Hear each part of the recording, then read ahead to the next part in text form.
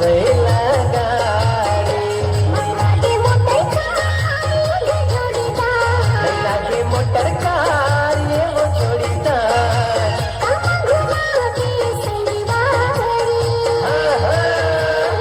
गरीब किसान के लइका वो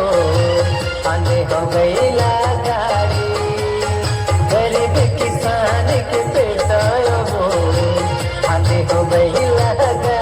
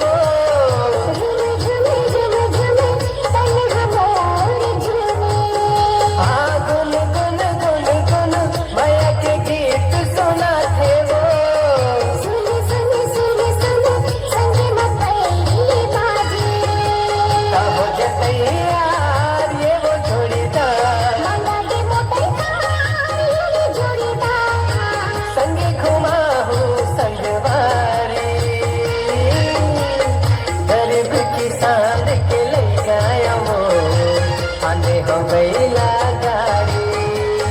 गरीब किसान के बेटा वो आंधे हो बैला गाड़ी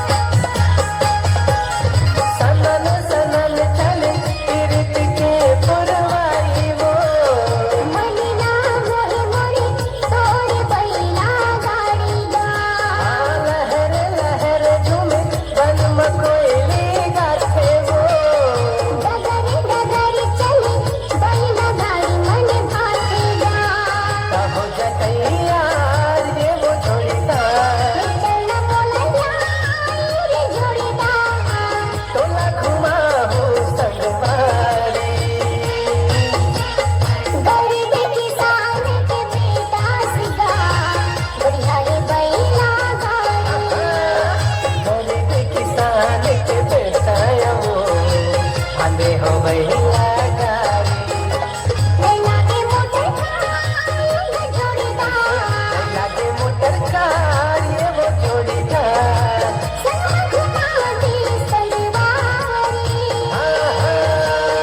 गरीब किसान के लइका वो आंधे हो बैला गाड़ी गरीब किसान के बेटा सिखा बढ़िया है बैला गाड़ी गरीब किसान के लइका वो